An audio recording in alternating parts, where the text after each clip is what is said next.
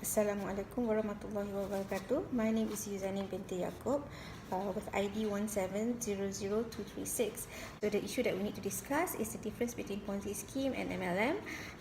How is Ponzi scheme and MLM affecting the society? What should we do to prevent the loved one from becoming a victim? And also, what is your recommendation in addressing the issue? First and foremost, what is Ponzi scheme? Ponzi scheme is a scheme that claims to provide very high returns, so-called investment with very little risk. The returns are normally from the entrance fee collected from new investors that is distributed upwards to a chain of older investors to attract and take advantage of normally non-financial savvy investors. Ponzi scheme would use vague luring terms such as high yielding investment or future hedging fund, when actually in fact there's no real investment of the products being traded, but merely taking money from new investors to pay the older investors. For Ponzi scheme to succeed, the cycle of luring new investors has to continue on so that old investor will keep on receiving lucrative returns. Multi-level marketing or MLM, on the other hand, are similar to network marketing or referral sales or pyramid selling, where one pays an entrance fee to join a scheme to purchase certain products, and the company will encourage the recruitment of new distributors by paying the existing distributor a certain percentage of sale made by the new distributors.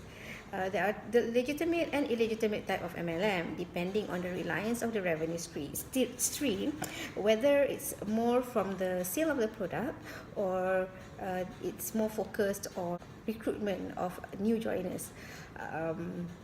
If it's focused more on the recruitment of new joiners, then most likely it's illegal type of MLM. Examples of legitimate MLM are like Amway, Herbalife, Avon, Mary Kay, Shaklee, New Skin, and Young Living.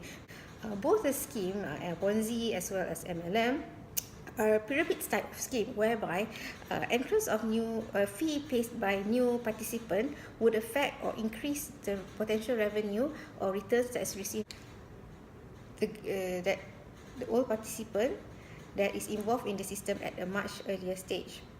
The glaring difference between the two is that MLM is normally substantiated by a sale of real products, while Ponzi scheme are normally empty promises of high returns on either so-called financial market or property investment, which sometimes, most of the time, are not true.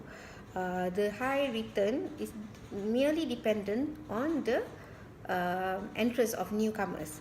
Ponzi scheme is obviously fraudulent, while MLM, like I explained just now, could be legal as well as illegal, which depend on the focus of the company, whether it's more on recruitment of new joiners or on the sale of product.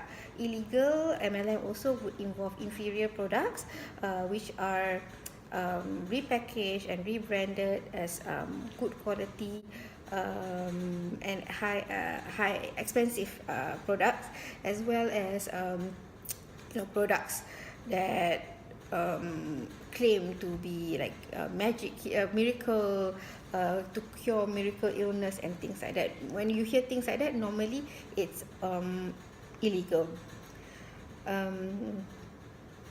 Normally the senior members' testimony would attract people to so why are people attracted to the Ponzi scheme as well as the illegal MLM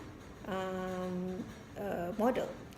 The senior participants' testimony on attractive returns, sometimes up to 5, 6, or even 7 digits, are used to entice newbies into the Ponzi scheme and fraudulent MLM system. It is not too much to say that people who are involved in these schemes, which promises too good to be true returns, are motivated by greed and desire for instant multiplication of wealth. In some cases, the senior or mentors who may well know that there are no real investment underlying and may well know that the products are inferior and that the system is mainly dependent on the entry fee of the products, would unethically still continue to promote the business model to deceive naive and gullible potential investors so that they themselves could continue receiving the lucrative returns. Their targets are mostly people who are non-financially affluent, people looking for fast money, for business opportunity. The entrance fee, as we all know, most of the time involve thousands of ringgit, where sometimes newbies who hunger for this business opportunity or investment opportunity will borrow from others or from the bank as their startup cost, which create unnecessary debt. And also potentially friction between family members, especially if they could not return back the money that is borrowed. And to ensure that they are able to continue or hope to receive continuous returns, they will go at all lengths to recruit new participants to the extent of harassing families and friends.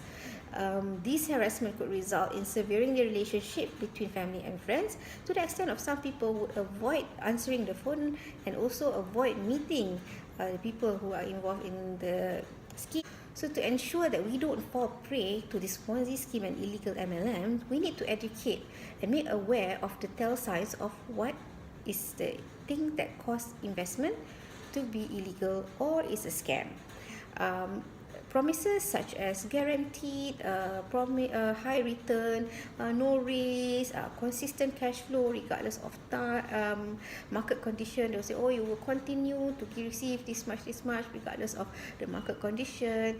And also investment, when they say that investment strategy, oh, it's too complex, we cannot explain, too complicated, when you ask for like prospectus or things like info memo on the products structure. Another sign of why it is a scam is also if you want to get back your investment, they will go say, oh, it's a difficult procedure, this is the steps that you need to go through and things like that. For MLM, talk about building a team and focusing so much on network and things like that, and we are pressured to maintain certain stocks or certain sales level, then you should be alerted that this could be potential illegal MLM. So how do you need to avoid, understanding this, be aware of these signs, and also you need to do a lot of research on the company that you want to invest in. So Bank Negara and Security Commission, they have this financial consumer alert that we can actually refer to see whether these companies are licensed or registered. End of the day, it is totally up to the individual to equip themselves with the right kind of knowledge, as well as to assess the risk involved and also the ethicality in entering into this kind of scheme. One should equip oneself with financial literacy and seek advice from the people who are well informed before parting with their hard-earned money to get this so-called high return investment.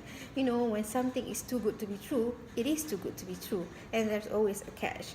I think that's all from me. Wabillahi taufiq wal hidayah. Wassalamualaikum warahmatullahi wabarakatuh. Assalamualaikum.